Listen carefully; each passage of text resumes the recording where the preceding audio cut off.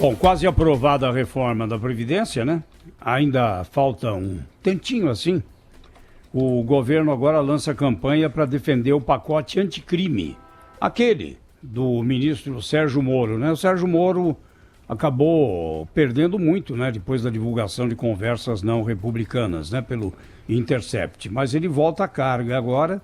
O objetivo da campanha é chamar a atenção para pontos da proposta, como a prisão depois de segunda instância e restrição para saídas de presos, né? Aquelas saídas temporárias de Dia das Mães, os Pais, Natal, Ano Novo, etc. Para isso, outdoors estão sendo colocados na esplanada dos ministérios, além de propaganda no rádio e na televisão com história real de vítimas da violência. O ministro Sérgio Moro apela ao Congresso, o Congresso tem uma má vontade com ele, manifesta, né, para que aprove as medidas rapidamente. Para que não só o governo, mas também o Congresso possam mandar uma mensagem clara para a sociedade que os tempos do Brasil sem lei e sem justiça chegaram ao final. Que o crime não compensa, que não seremos mais um paraíso para a prática de crime ou para criminosos. Um dos pontos do pacote foi derrotado no Congresso durante a tramitação, né? O excludente de licitude, né? A proposta que previa reduzir ou acabar com eventuais punições para policiais que matam num confronto, né? E isso parece que não volta. Mas, de qualquer maneira, está aí, né? O Sérgio Moro está indo para o corpo a corpo agora.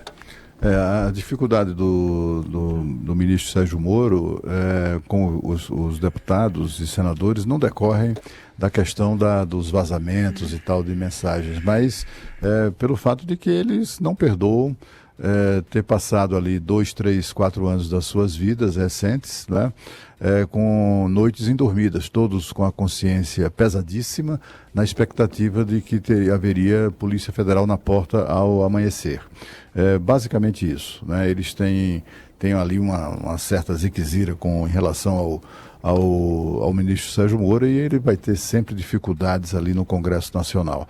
No fim de semana passado, né, já no sábado passado, eu vi já quase todos esses cartazes, esses outdoors já estavam afixados na face do prédio dos ministérios, né, voltados para a esplanada.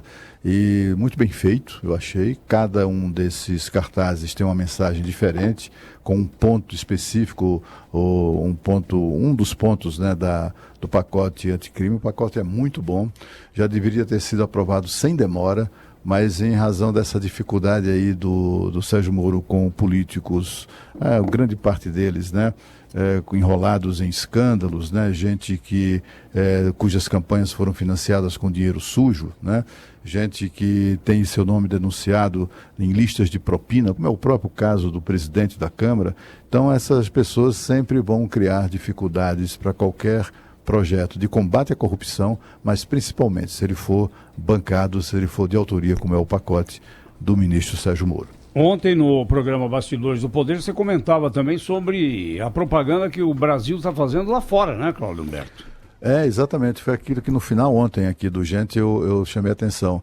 Uma pessoa amiga estava em Nova York e passando na Times Square, viu lá uma coisa gigantesca, um painel, né, uma TV, sei lá como é que chama aquilo, enorme, que fica na posição painel vertical, eletrônico. Assim. E com imagens do Brasil muito positivas e tal. Ele ficou lá prestando atenção naquilo, um tanto quanto encantado, até que viu a assinatura do governo, aquela assinatura, né, Pátria Amada Brasil, do governo federal.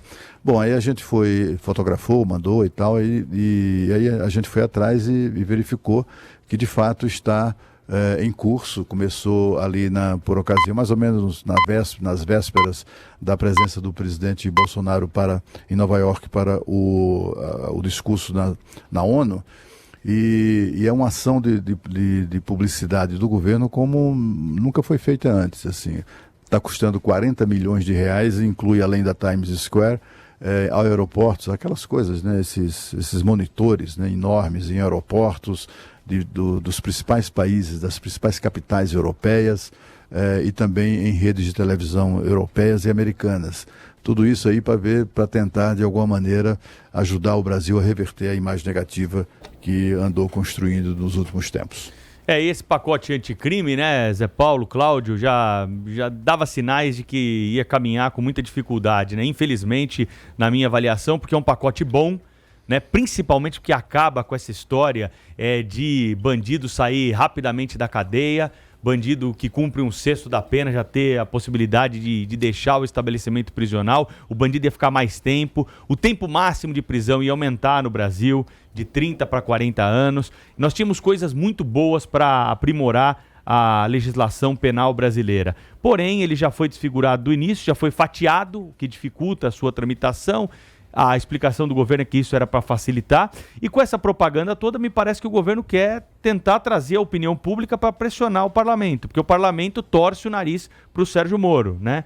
E tem uma rixa permanente ali com a Operação Lava Jato, com o Sérgio Moro. Então há uma dificuldade. Saiu da cabeça do Moro, fecha-se a porta lá no parlamento e o projeto foi totalmente desfigurado. Quem leu o primeiro projeto e leu o projeto que está hoje aí nas comissões no Senado e na Câmara, vê que a coisa é completamente diferente. Tem determinados assuntos ali que podem avançar, apesar da antipatia de um pelo outro, especialmente do Congresso pelo ministro Sérgio Moro.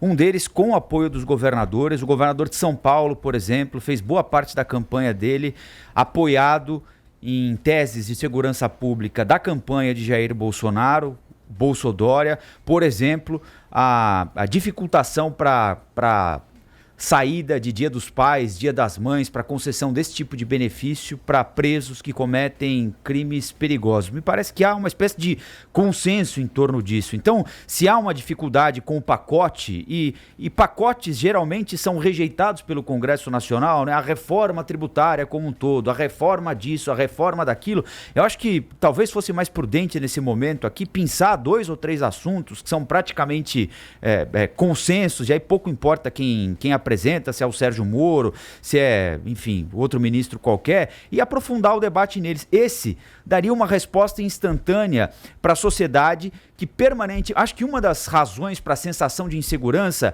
é o fato de o brasileiro, quando está no carro ouvindo rádio, em casa assistindo televisão, lendo jornal, acessando a internet, se deparar com notícias como a Suzane von Richthofen vai sair no Dia dos Pais, o casal Nardoni vai sair no Dia das Crianças. Esse tipo de coisa passa a sensação de que ninguém é punido no Brasil, embora muitas vezes essa sensação talvez nem seja tão justa assim, mas acho que, eu não estou dizendo que não é justa, ela é justa, mas isso reforça a sensação de insegurança do brasileiro. E há uma espécie de consenso em torno disso, então acho que os governadores podiam abraçar essas causas, o Congresso Nacional podia abraçar essa causa e ir adiante, apesar de qualquer antipatia. Tem um outro aspecto importante no pacote do juiz Sérgio Moro, esse acho que não tem chance mínima de ser aprovado, que é a prisão em segunda instância. Ontem, aliás, ele se referiu no evento, me pareceu uma estocada no Supremo Tribunal Federal, que está para pautar isso, né? Aliás, o presidente do Supremo, Dias Toffoli, disse que vai pautar no mesmo dia a questão do réu delatado, do réu delator, a amplitude, né? O tamanho que vai ter a decisão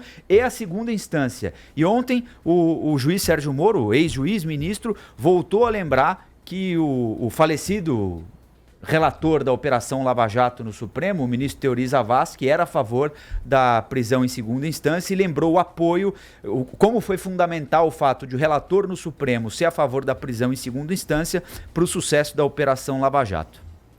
A expectativa, né, é que os nossos...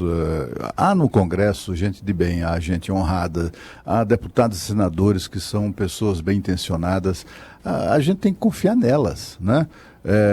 Tem aquela centena lá, e talvez não, certamente mais do que uma centena de parlamentares que são conhecidos escroques, né, da vida pública brasileira. São pessoas que têm toda a razão de ter raiva do Moro, por terem sido por ele, por terem se sentido por ele ameaçadas, né?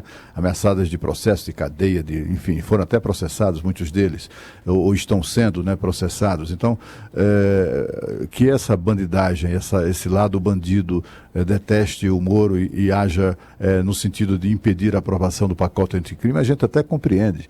Mas eu acho até que neste momento há uma maioria no Congresso Nacional de pessoas que não têm rabo preso com investigações, gente que não tem razão nenhuma para temer eventuais investigações. São nessas pessoas que a gente deve confiar, esperar que elas ajam com dignidade para melhorar, para aprovar essas medidas, melhorando, portanto, os instrumentos que o Estado tem que dispor para o enfrentamento do crime e de uma maneira geral, e não apenas dos crimes de corrupção.